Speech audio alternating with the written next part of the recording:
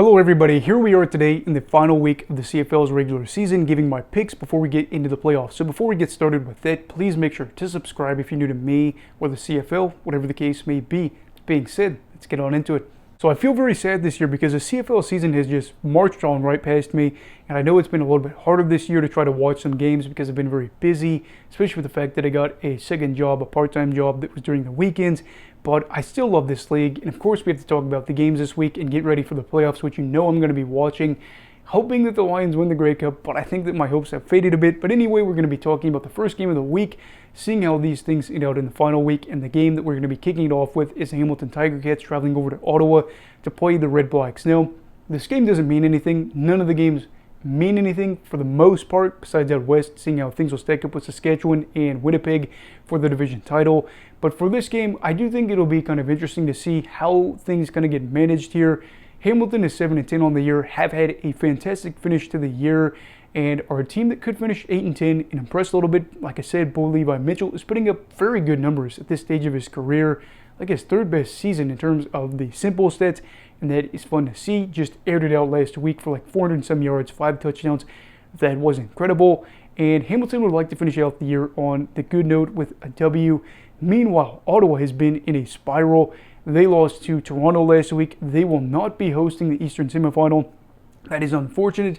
But again, when you have a collapse the way it is, it's just going to be one of those deals where you got to go on the road and get a win at BMO. It's okay. But at the same time, too, I feel like this game, while it might not have a whole lot of implications for them, does mean a little bit for the organization because of the fact they are 8-1 at the end of the year. The Red Blacks have not had a winning season in a minute, and while the playoff appearance is nice, you would like to say that this was a year that they had a winning season and also were able to get the playoff berth, which is already locked up.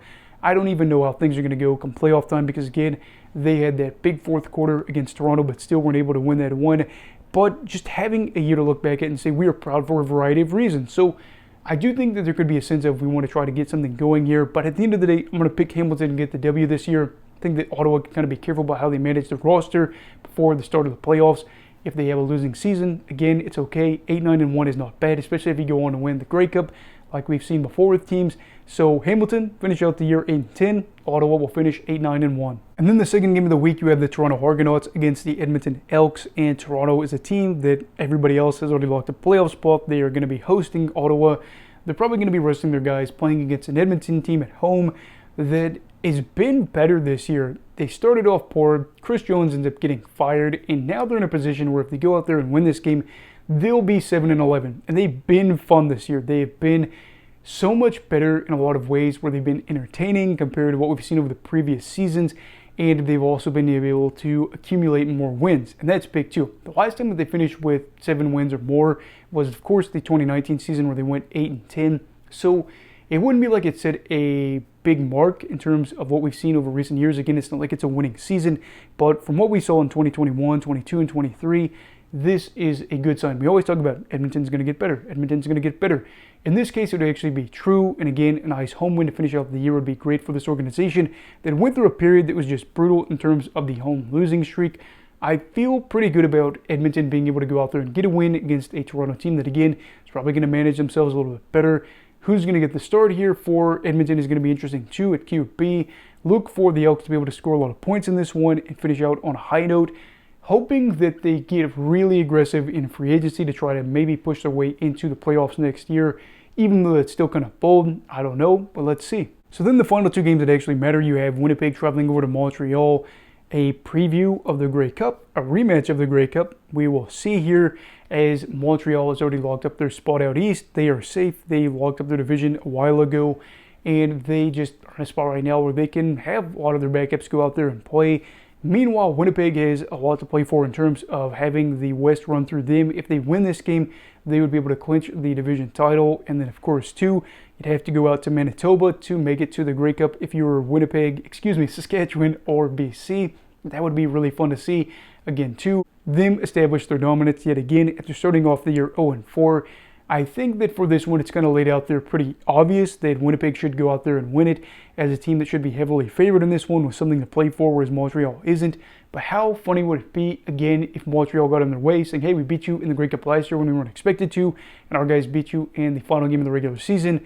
where Saskatchewan, if they win, theoretically would be able to go out there to host a path onto the Grey Cup, which would, of course, then too mean that the Blue Bombers got to go into Mosaic and try to win a game there.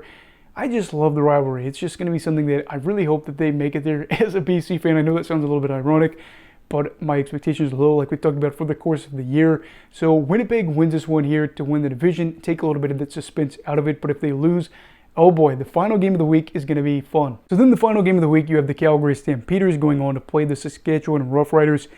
Calgary, I mean, we have talked about it before during the course of the season. Another letdown, another bad finish to the year.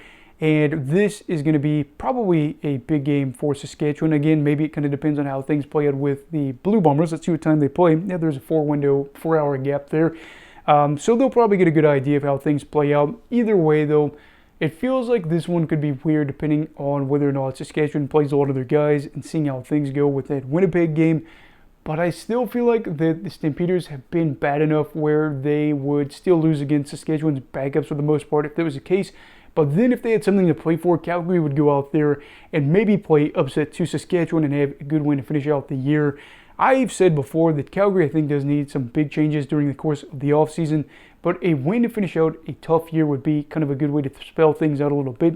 And then in Saskatchewan's regular season on a low note, again, they're going to the playoffs, so I don't know.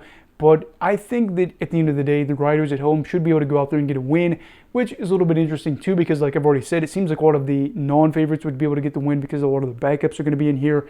But I just don't see enough for Calgary to be able to go out there and get the win. But again, they're a very weird team where they would pick up the win against the starters but lose against the backups. So anyway, what are your thoughts for this week in the CFL? Who do you think is going to win? And who, importantly, do you think is going to go out there and win the West and have the path to the Grey Cup out West? Run through them. Let me know down below in the comments. Also, please make sure to like this video if you enjoyed it. Subscribe if you're new. Everybody stay safe. Have a great night.